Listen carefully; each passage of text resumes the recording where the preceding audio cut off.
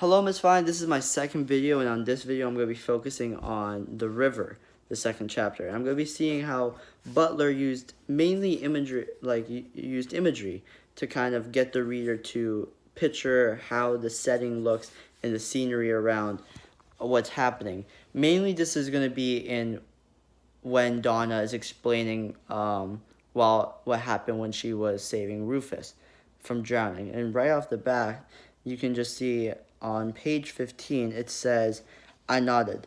There was a river, I said, woods with a river running through, and there was a boy drowning. I saved him. That's how I got wet.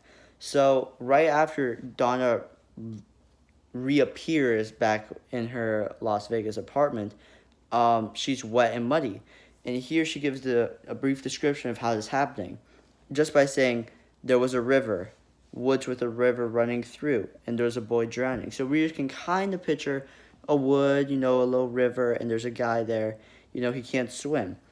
And then she just says, that's how I got wet, which is, how people can get wet. If you jump in a river, a pool, etc., just like that, your body gets wet, your clothes get wet, so on.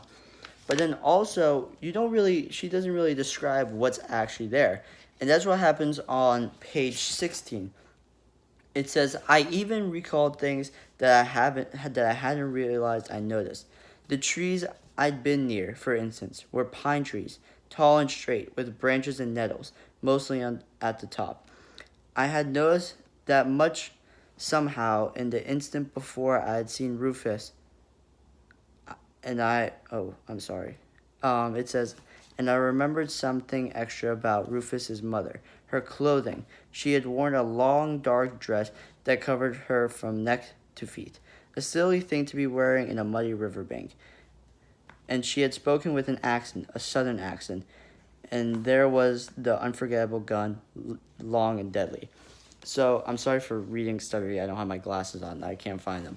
But in this quote, she's describing more of the imagery, and this really sets the reader to think of what is actually going on. When she says there's a gun, what the mother's wearing, the type of trees that are around. She describes the trees as tall, straight, with branches and nettles mostly at the top. Something about Rufus's mother when she was wearing the clothes, the long dark dress from neck to feet. You can kind of picture that because most of us have seen Civil War photos, how they dressed. And then talks about the accent. And that's a little weird because we don't really picture an accent, but we can picture it. We know mainly what a southern accent looks like. So that really gives us the feel of the scenery. We know what's going on around us. And then the gun, of course.